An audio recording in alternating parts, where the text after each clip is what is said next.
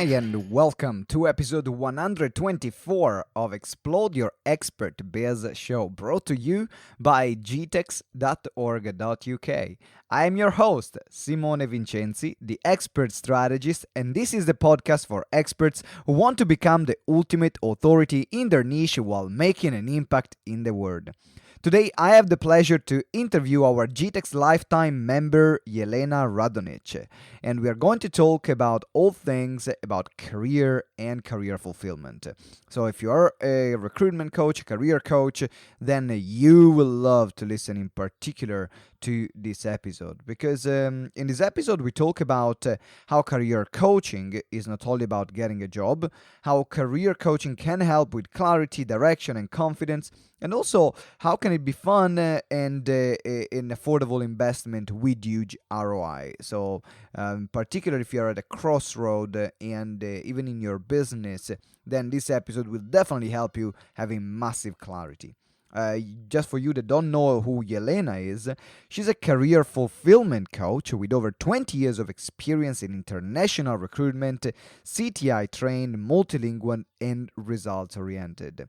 She works with a recruiter and she's able to think and know what they are looking for, and also she knows how personal coaches work. So she combines the in-depth knowledge of the recruitment market to the personal coaching. This is why you should listen to this interview, because she's going to bring some unique aspect to the career coaching environment.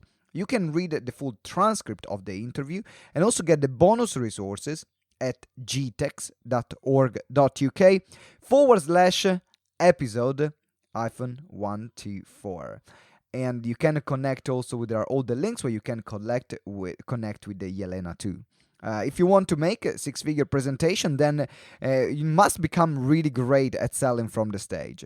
So if you want to become great at selling from the stage, why don't you download our checklist, which I've created just for you to help you create a presentation that sells, but without using any sleazy or manipulative techniques. You can find the link here in the show notes. And as well, if you're finding a bit lonely and isolating, working by yourself and growing your expert business, and you want to connect with the experts that we interview on our show, and as well connect with a vibrant community of more than almost 2,000 experts, then join our Facebook group. Explode Your Expert Biz on Facebook, or the link again is here in the show notes. If you haven't subscribed to the show, what the heck are you waiting for? Subscribe right now. And if you want to send me any question, then reach out to me at simone@gtex.org.uk. That comes straight into my inbox. Now, without further ado, let's hear it from Jelena Radonjic. Hello, ladies and gentlemen, and welcome to another episode of Explode Your Expert Biz show. Today, I'm here with the one and only Jelena Radonjic. How you doing? Hello, Simone. I'm really well. How are you? I'm incredibly well. I like the way you super sharp for this interview. I told you Thank before, I feel I need to put something else on right now. But we're not here to talk about how we are dressed today. Absolutely. Today we are here to talk about you. So you're an incredible career coach. And before we get started talking about some career tips, what I would love to know is why did you decide to go into career coaching? Okay. Well, first of all, thank you for inviting me to be a guest on your podcast. I'm really privileged and honored to know you and work with you. And yes, as far as my story goes, my recruitment background, I guess, was a solid base for the decision to become a career coach, but also my really deep and genuine interest in human nature and in helping people get to where they want to be in terms of their careers. I see, when I say a career, I don't see it just as a job, like go to work, get paid, pay the bills. To me, it has more meaning and more significance. And that is the bit that I like to incorporate in my coaching, which is really assisting people in finding out who they are, what matters to them, and how they can then use that and live that in their career, job, work, call it whatever. It doesn't matter what it's called, as long as they can actually apply themselves with passion and love what they do. And what was something that you found that was missing in the way that normally, people get jobs, and that got you to say, actually, this is needed out there, or I wish I had it, or an example, an experience that you had? Sure. I guess in my recruitment work over the years, I saw a lot of candidates, CVs, and spoke to them on the phone and face to face. And very often there was fear, there was insecurity, there was this doubt, is this what I really want? Whether candidates were sort of younger people, early careers, or even more experienced people. Also, I'd say perhaps one thing that is a theme that goes across is lack of self-awareness. And that's why I mentioned one of my favorite quotes, which is "Know thyself." You really need to explore yourself and be aware of your not only potential, but really strengths and weaknesses, so that then you can present that to potential employers.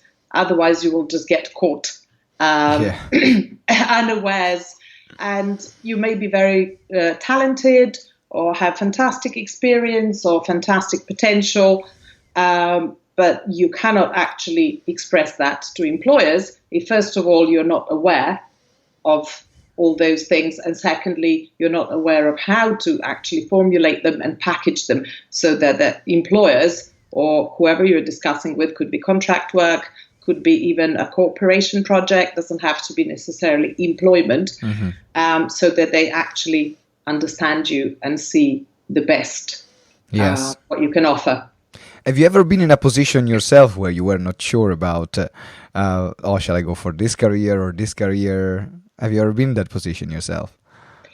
Actually, to a certain degree, I think I was fortunate in the sense that I always knew I wanted to work with people.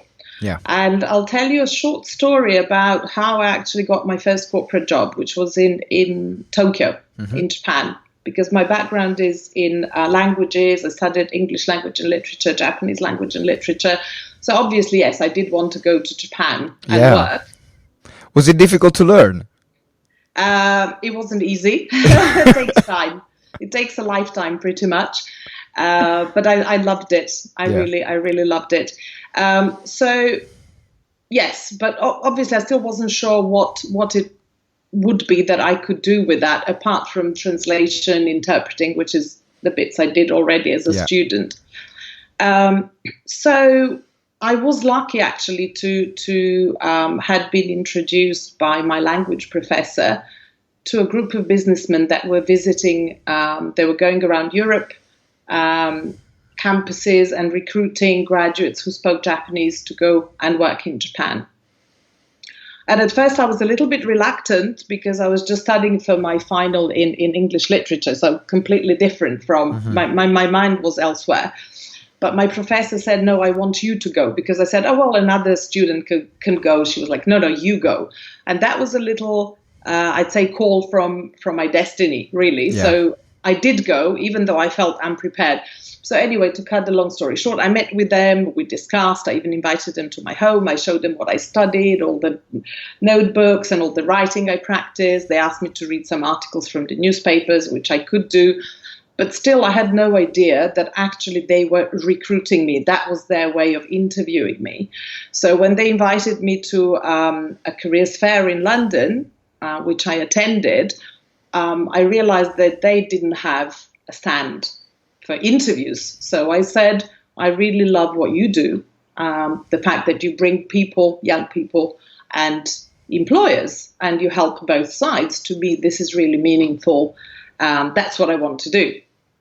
So then they impromptu organized an interview for me with the president of the company, which was really scary because it was in Japanese and it was like completely unprepared. Yeah. But it was, he only asked me 3 or 4 questions because obviously his employees had done the investigation before. And that's how I landed my first job, which was quite an interesting story, I think, unusual. And it's quite different to what people have to go through these days. Yeah, it doesn't sound like to get the normal standard interview at all. Not at all. Not Is at that all. is that just the company, or is that a way that the Japanese do? Well, I think it's a combination of both. I think they prefer to suss you out in subtle ways. And I guess they could see from my hard work and determination as a young student from a country that didn't have that many resources or opportunities, they could probably see that I was hardworking and determined and that I would do quite well.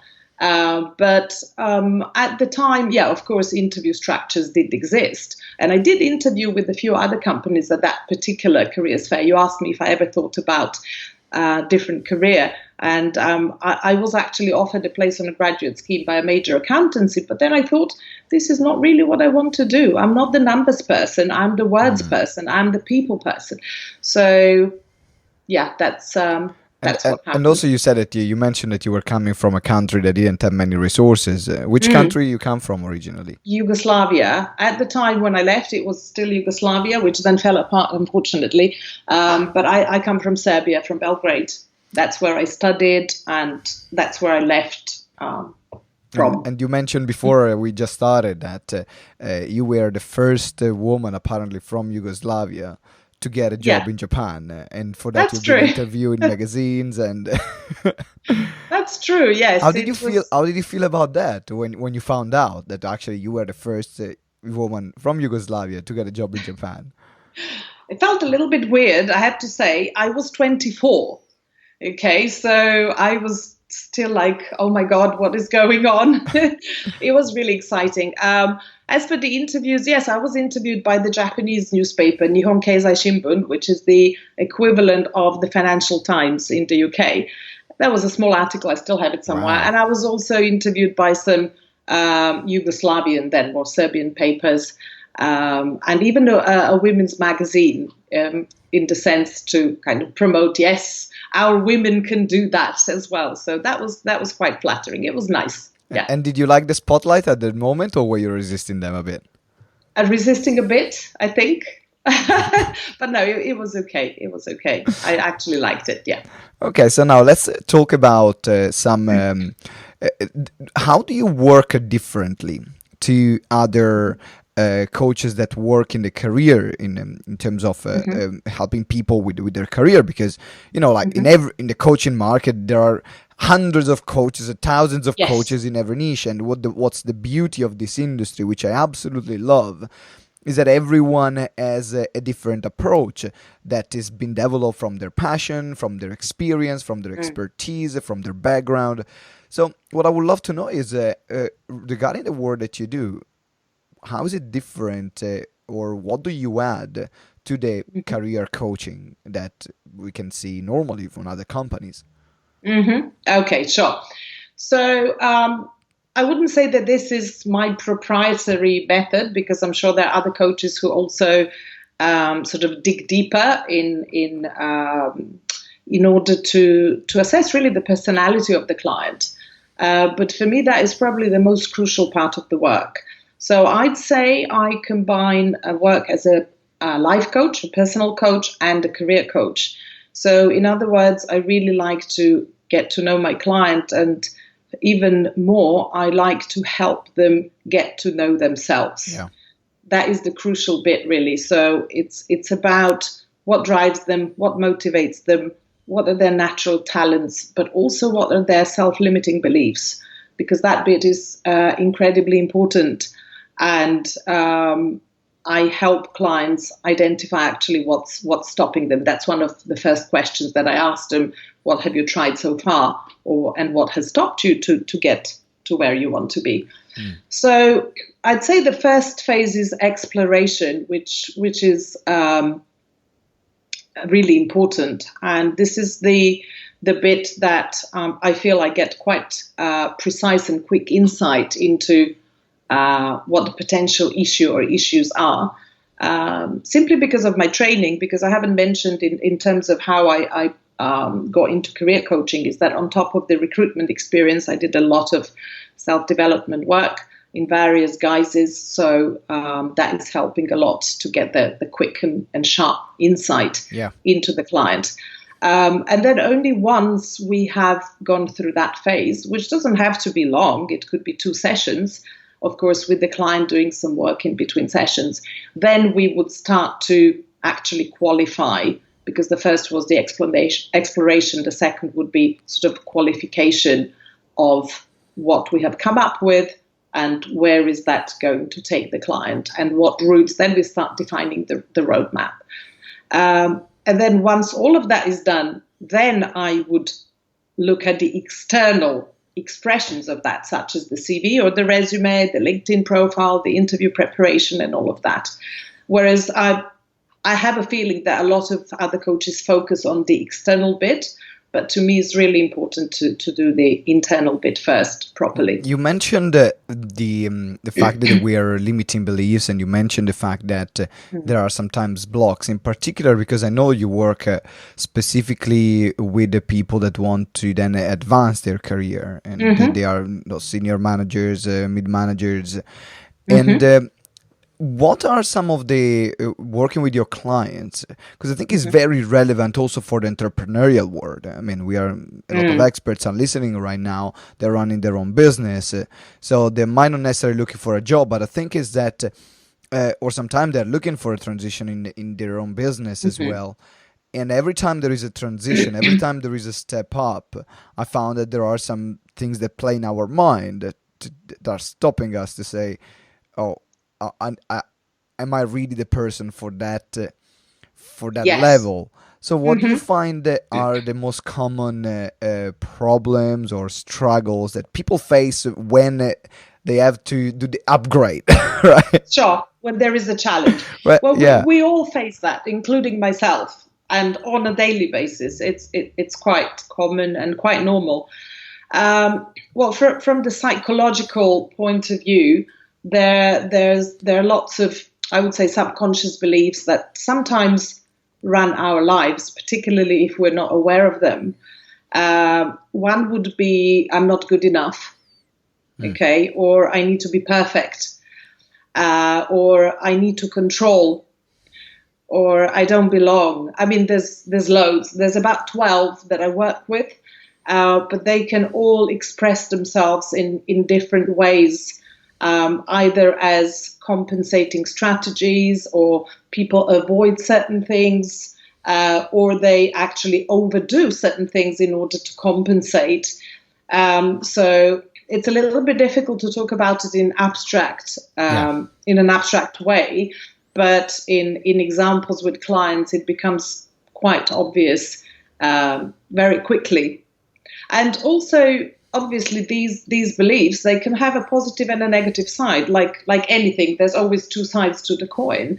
So it is really becoming aware of it and tapping into it so that you can use it in a purposeful way, rather than submitting to the negative self-talk, which can then say, oh yeah, I'm not good enough, or I need to do more, or I need to please certain people, or worry too much about what whoever is going to think about me and my work or my business. So tackling all of that one by one is very important, I'd say.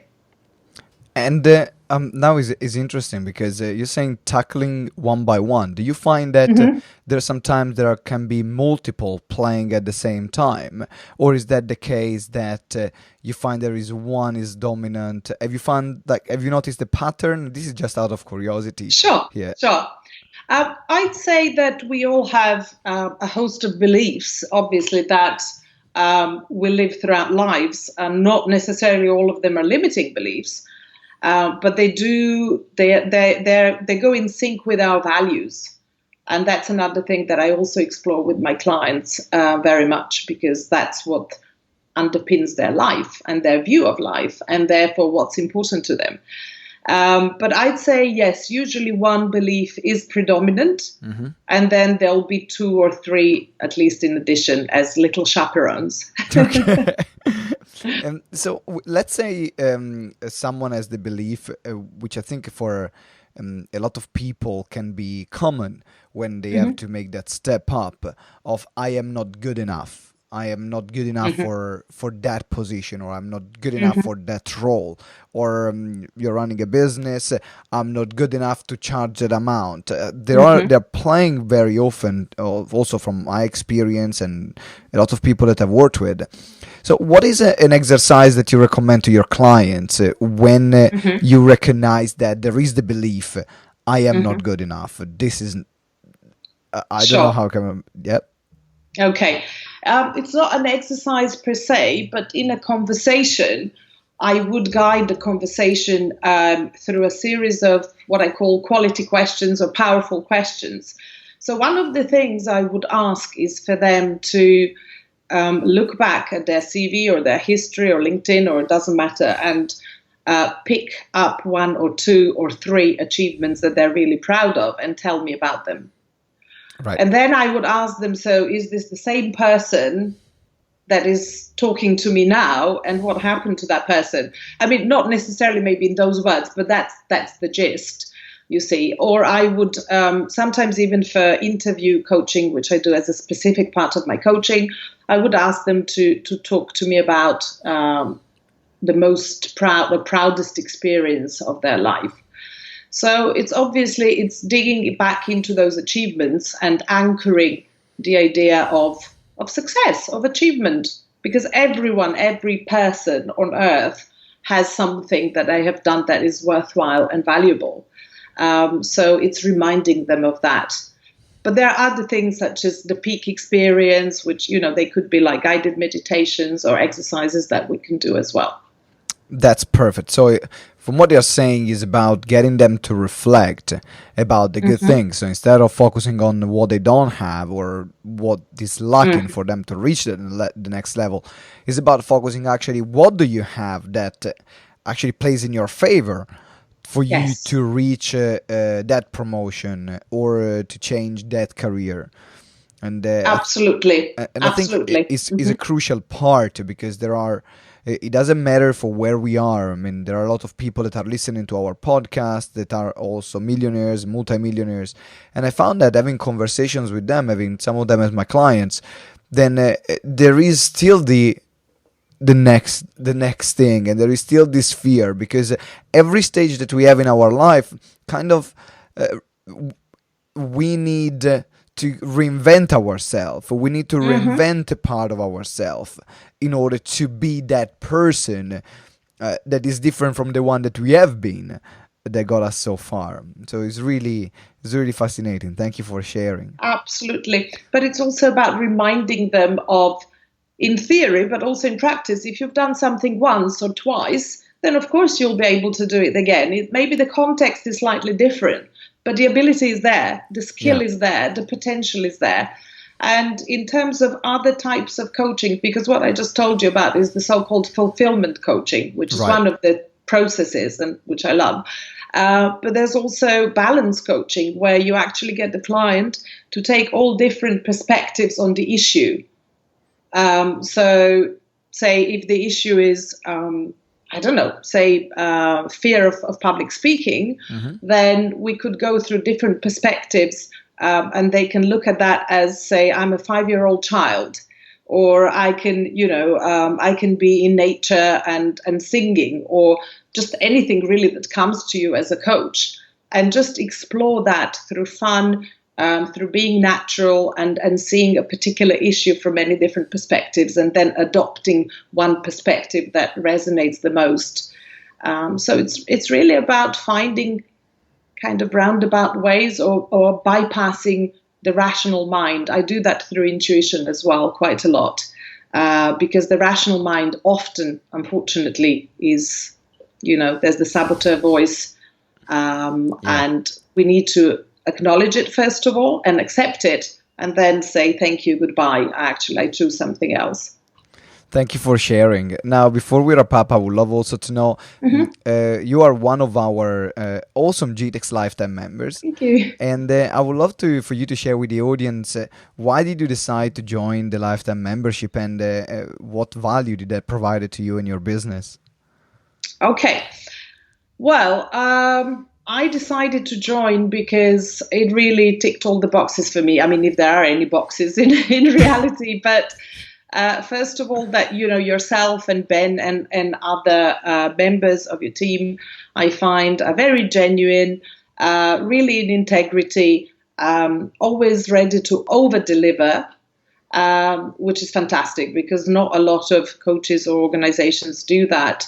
So you deliver what you promise and above. Also, your passion and enthusiasm for helping other people is really a big driving force, and you just cannot resist that. In terms of training, it's fantastic. It's very down to earth, practical, and the bit that I love is the accountability. Okay, so you just with the magic wand. I don't know how you do it, but you get people to do things, which I think probably if I had to single out one thing, that would be it. Thank you for sharing. So, You're guys, welcome. if you're thinking about joining the Lifetime membership or you're interested to understand about our courses, make sure that there is a link in the show notes, and then click the link. You will have more information. But now it's time to wrap up with Jelena. Jelena, I know that you have created 10 questions for Hmm. people that want to change their career and for people to be more aware about themselves. Can you tell us a bit more about that, please? Yes, sure. The document actually is ready. It's quite a simple document where you can fill in your own answers. But I thought quite a bit about those questions because I wanted to make them in such a way, formulate them in such a way that they capture the essence of the client's both needs and beliefs and values and aspirations. I very happily shared that document for the audience or GTeX members or anyone that you would like to pass it on. It's meant to get you thinking about some of your values, about who you are, what you love doing, what you don't like doing, because all of these elements will actually give you some pointers as to which way you would like to go in terms of your work, your career, your job, whatever it is that you're doing. So I think it's perfect for everyone who is a crossroad that wants a bit more self-awareness and want to see how they can make the best decision. So having these 10 questions Yes. then will help you clarify what that's gonna be that next step for you based on who you Mm. truly are. And Absolutely. even if you are a coach yourself, we all need external help because we can be great with other people, but we need help ourselves as well. Like Totally and that, absolutely. And and that's true for myself as well. I love to learn from other people and other coaches because they help me. They're my sounding board. Because absolutely. again, to go back to the initial quote, know thyself is probably one of the hardest things. But yeah, my wish and recommendation is for all of us to continue, cleaning the windows so that we can really get the insights that we need. So we will put the link in the show notes and in the Mhm. blog post that we will write about this interview. So make sure that you click the link and get your 10 questions because then are going to be very transformational. I definitely will get my copy because I'm always looking Thank you. for ways to improve myself and never know what you can find. So thank you very Absolutely. much, Jelena. I really appreciate for you Thank you, coming on the Simone. interview. Thank you. Now, if you're listening right now, or you're watching on YouTube, or you're listening on iTunes or Stitcher, wherever, Spotify, make sure that you hit that juicy subscribe button. Do it right now, and also leave us a review, of course, 5 star. Whoa. That was a 5 star interview, of course. And let me know, what did you enjoy the most about this show? What did you enjoy the most about this specific interview that I did with Jelena? We will take all the top reviews that we receive and then also give you a shout out here on the show. Jelena, thank you very much once again. And thank you, Simone. It was a pleasure, and I'll see you soon at GTeX, I'm sure. I'll see you definitely soon. And always remember that together we grow exponentially. Ciao.